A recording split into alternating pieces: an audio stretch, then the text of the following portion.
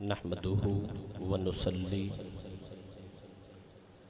ونسلم علی سیدنا و مولانا محمد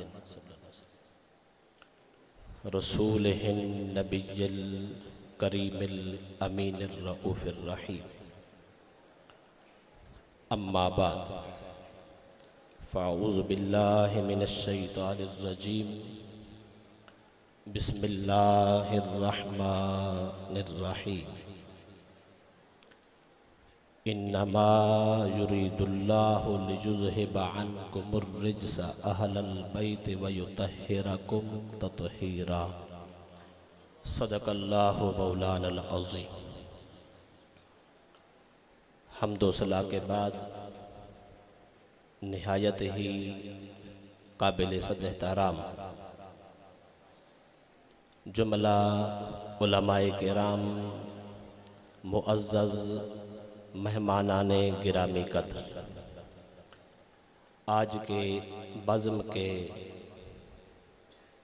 مہمان خصوصی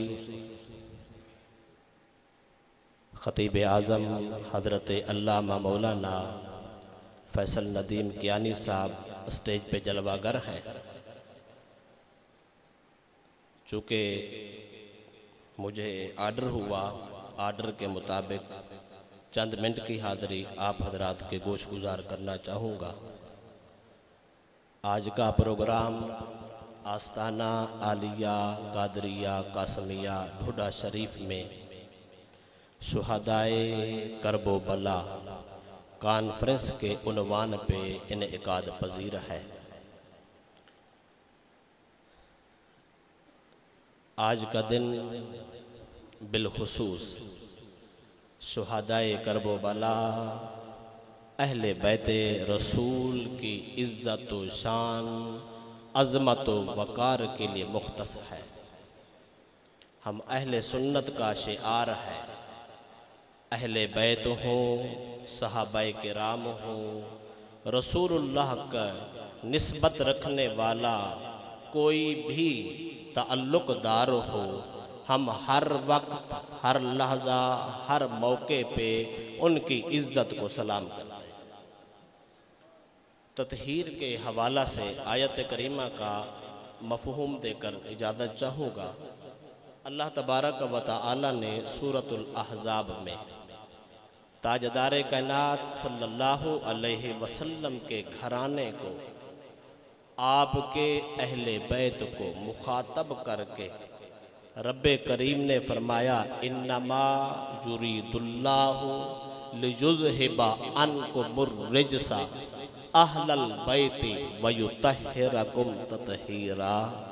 اللہ فرماتا اے میرے محبوب کے گھر والوں، اے نبی کی آل، رب صرف یہ چاہتا ہے کہ وہ تم سے ہر قسم کی رجس، ہر قسم کی کمی، کجی، کوتاہی، کمزوری، سب کچھ دور کر دے اور تمہیں ایسا پاک کرے جیسا کہ پاک کرنے کا حق ہے۔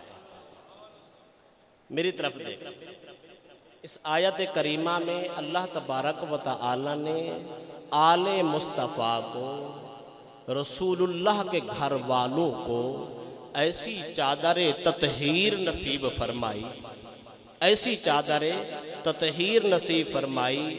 چادر عطا کرنے والا خدا ہے، چادر اڑھانے والے مصطفیٰ ہیں، جن پہ اوڑھی جا رہی ہے وہ آل مصطفیٰ ہے۔ کیا خیال ہے؟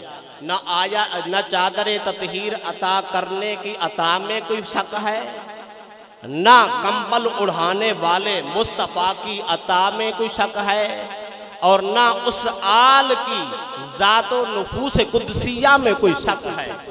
وہ پاک کرنے کا ارادہ رکھتا ہے۔ مصطفیٰ اپنی آل کو بٹھا کر اس طہارت کی چادر میں لپیٹ کر اس امت کو تطہیر کے پیکر عطا کرنے کے لیے تیار ہے۔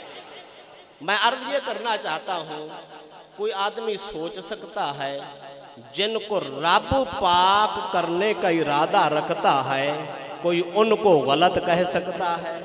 کوئی ان کی طرف کجی منسوب کر سکتا ہے، کوئی خطا منسوب کر سکتا ہے، کوئی غلطی منسوب کر سکتا ہے، کوئی کمزوری منسوب کر سکتا ہے، کوئی پلیدی منظور کر سکتا ہے، کیا کوئی بدعملی منسوب کر سکتا ہے؟ بھئی کسی کو جرت نہیں۔ جس کی پاکیدگی کا ذمہ دار رب ہے وہ آج بھی پاک ہیں، وہ کل بھی پاک ہیں، قیامت تک پاک ہیں، ان کی آل بھی پاک ہے، ان کی اولاد بھی پاک ہے۔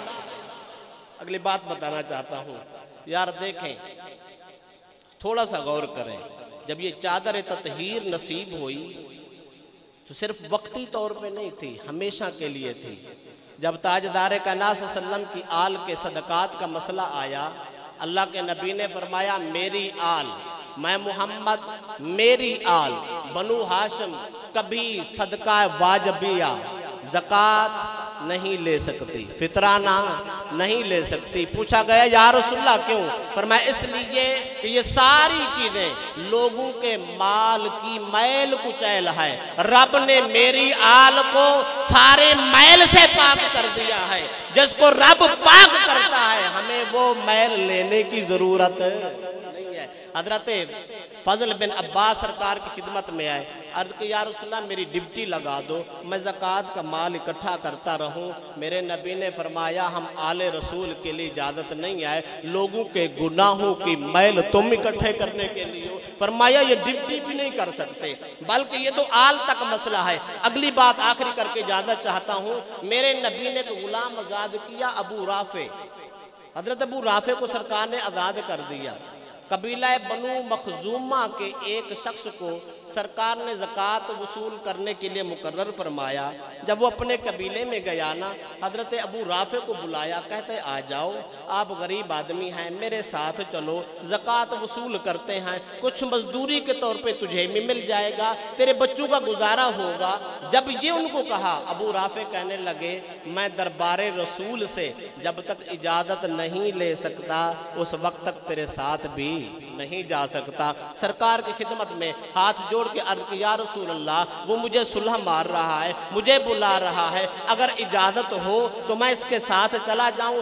میرے نبی نے فرمایا جس کو محمد یا آل محمد آزاد کرے وہ غلام بھی نہ صدقہ لے سکتا ہے نہ زکوٰۃ لے سکتا ہے۔ میرے نبی نے فرمایا تو میرا آزاد کردہ ہے، محمد کی غلامی کا فیض اتنا ہو گیا ہے، رب نے تجھے صدقوں سے بھی پاک کر دیا ہے۔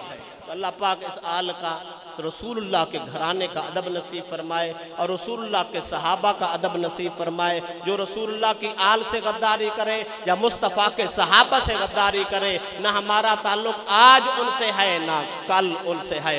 آج بھی ہم اپنے ایمان و عقیدے کو بچانے کے لیے تیار ہیں، کل بھی اپنے ایمان و عقیدے کو بچانے کے لیے تیار ہیں۔ اللہ پاک عمل کی توفیق۔